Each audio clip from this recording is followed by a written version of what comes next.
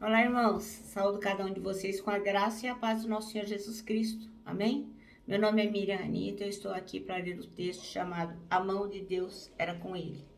É um texto do pastor Paulo Seabra, que foi escrito para o Manancial, que é uma publicação de meditações diárias da União Feminina Missionária Batista do Brasil. Então é importante que os irmãos saibam que a verdade está contida na palavra de Deus. E é ela que vocês têm que ler, esmiuçar e meditar, né? Então eu vou aqui contar o que eu entendi, mas não quer dizer que seja a expressão da verdade. Estou só fazendo o meu melhor e, logicamente, né? Cada um de nós, Deus vai direcionando e ensinando aquilo que há de melhor.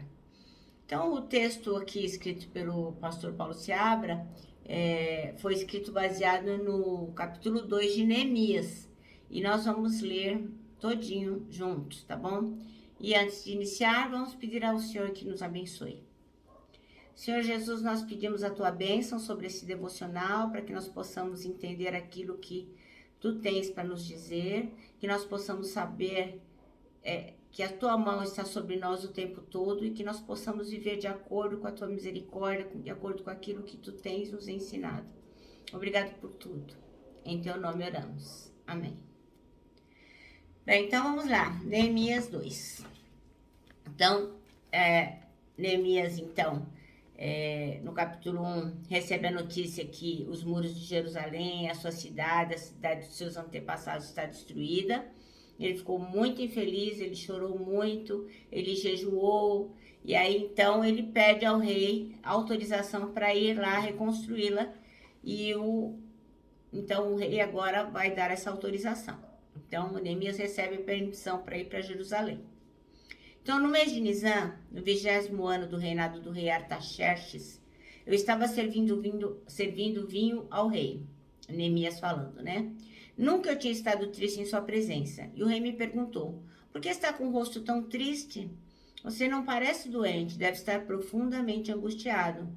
Fiquei com medo, mas respondi que o rei viva para sempre. Como meu rosto não pareceria triste? A cidade onde estão sepultados meus antepassados está em ruínas e suas portas foram destruídas pelo fogo. O que deseja que eu faça? Perguntou o rei. Depois de orar a Deus dos céus, respondi: se lhe parecer bem, e se o rei for favorável a mim, seu servo, peço que me envie ajudar para reconstruir a cidade onde meus antepassados estão sepultados. O rei, com a rainha sentada ao seu lado, perguntou: quanto tempo você ficará ausente? Quando voltará? Respondi ao rei quanto tempo ficaria ausente, e ele atendeu ao meu pedido. Disse também: se lhe parecer bem, gostaria que o rei me desse cartas para levar aos governadores da província a oeste do rio Eufrates, com instruções para que eles permitam que eu viaje em segurança por seus territórios, até chegar a Judá. Peço ainda que o rei me dê uma carta para levar a Asaf, administrador de Israel, administrador da Floresta Real, com instruções para que me forneça madeira. Precisarei deste material para as vigas das portas da fortaleza, junto ao templo, para o muro da cidade e também para minha própria casa.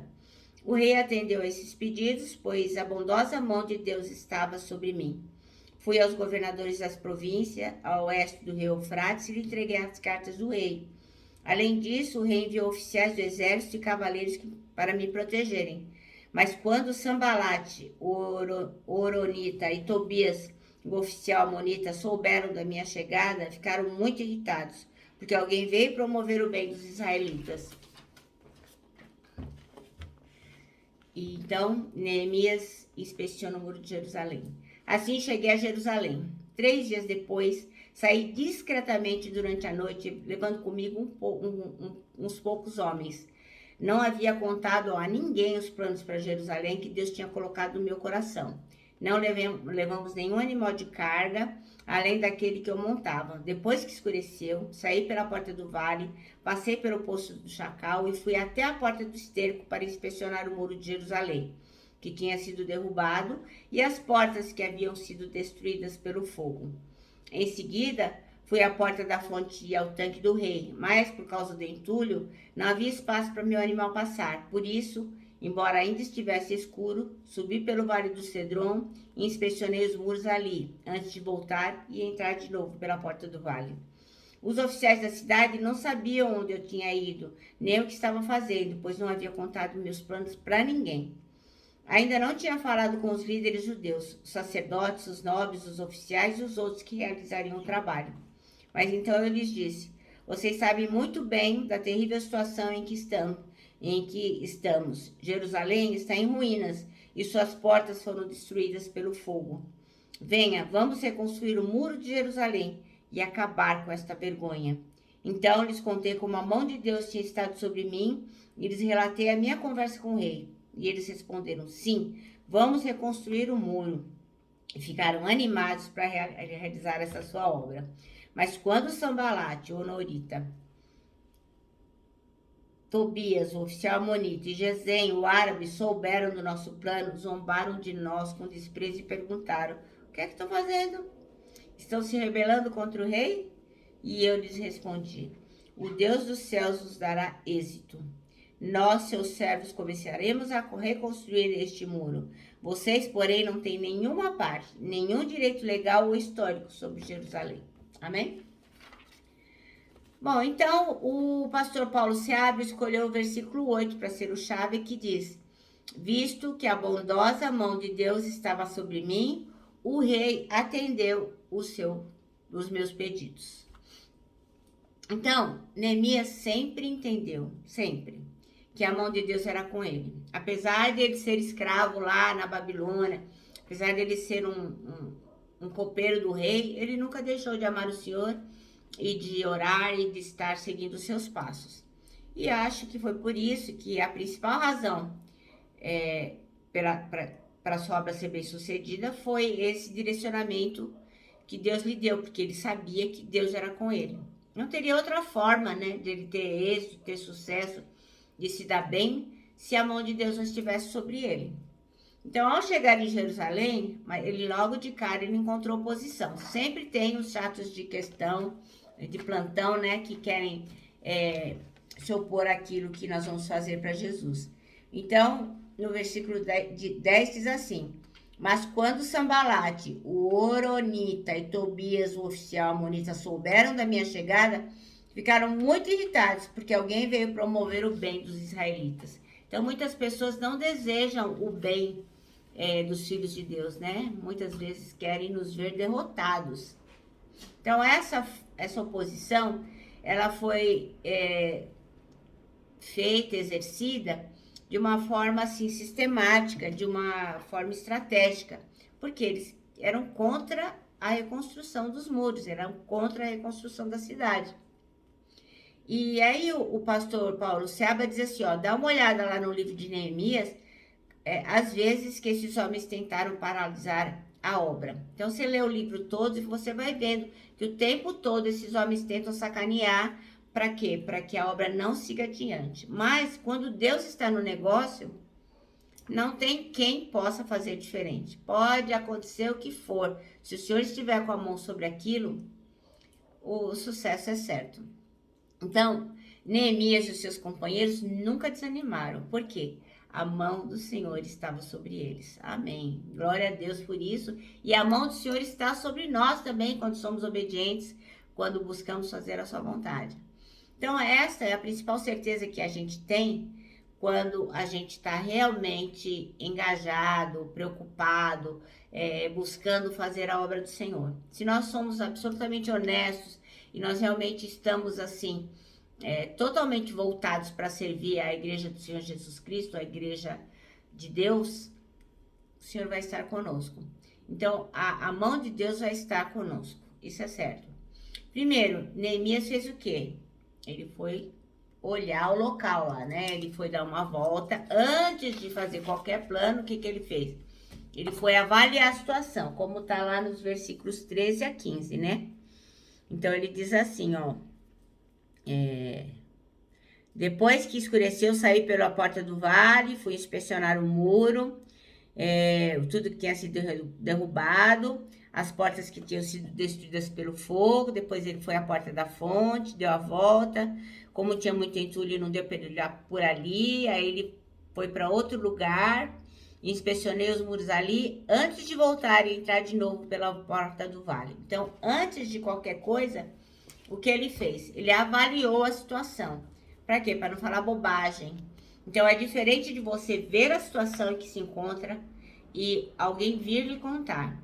Então, lá atrás, os irmãos foram contar para ele que estava tudo destruído. Mas quando ele chegou, ele foi inspecionar para ver com os próprios olhos como estava a situação e qual a estratégia que ele iria usar. Então, ele queria ver como estava a situação e levou alguns bons companheiros, cooperadores. Então, ele selecionou as pessoas, não levou qualquer um. Muitas vezes a gente fala os nossos planos para pessoas que não querem o nosso bem, que não querem o bem do povo de Deus. Então, a gente se engana, a pessoa é muito simpática, ela se coloca à nossa disposição, toda fofa, olha, se você precisar de mim, né, toda linda. Mas, na verdade, ela não quer o nosso bem. Então, nós temos que pedir a Deus discernimento e sabedoria para fazer escolhas. Quem são os bons companheiros, os cooperadores que vão nos ajudar nessa obra do Senhor? Então, é bom, é muito bom a gente ter amigos e cooperadores com quem a gente possa contar, né? E é muito bom que esses amigos e esses cooperadores possam realmente contar conosco, né? Então, Neemias, o que ele fez? Ele guardou no coração o que Deus queria realizar. Ele não ficou feito um tagarela, botou no Facebook, no Instagram, no Telegram, olha, não. Ele guardou aonde? No coração, porque ele sabia que na hora oportuna ele ia dizer para as pessoas que realmente seria interessante que elas soubessem qual era a obra que devia ser feita. Então ele não botou no jornal, não, ele guardou no coração. Isso me lembra também Maria, né? A mãe de Jesus, que guardou no coração aquelas coisas todas, né? Então, assim, nem sempre, aliás, a maioria das vezes, penso eu, a gente não deve ficar falando, né? Temos uma boca e dois ouvidos, né? Então, Neemias guardou no coração o que Deus queria realizar e ele sentiu o quê? Dor, pena daquela cidade. Ele viu seus muros de proteção caídos e as suas portas queimadas. E ele pensava com ele, poxa vida, a obra é grande e desafiadora, mas o Senhor é conosco. Ele nos dará a vitória, que está lá no versículo 20. E eu lhes respondi, o Deus dos céus nos dará êxito. Nós, seus servos, começaremos a reconstruir deste muro. Vocês, porém, não têm nenhuma parte, nenhum direito legal ou histórico sobre Jerusalém.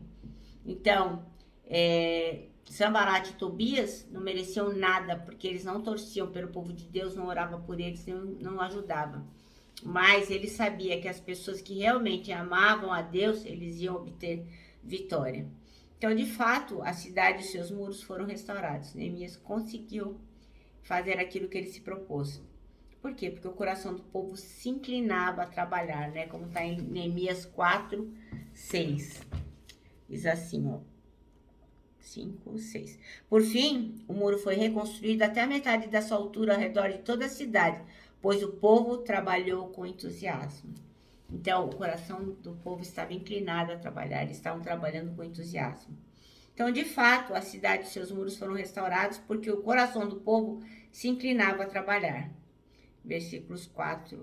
Capítulo 4, versículo 6, né? Então, se o Senhor colocou você à frente de uma obra, não desista. Seja qual obra for, orar, trabalhar em prol dos pobres, cantar, pregar, ensinar, seja qual for a obra que o Senhor lhe deu para fazer, trabalhe duro, pois Ele estará com você. A mão de Deus vai estar com você. A sua bondosa mão estará sobre você. Você não pode esquecer disso nunca. Qualquer obra que você faça para o Senhor, creia, a mão de Deus estará sobre você. Nosso manancial termina assim.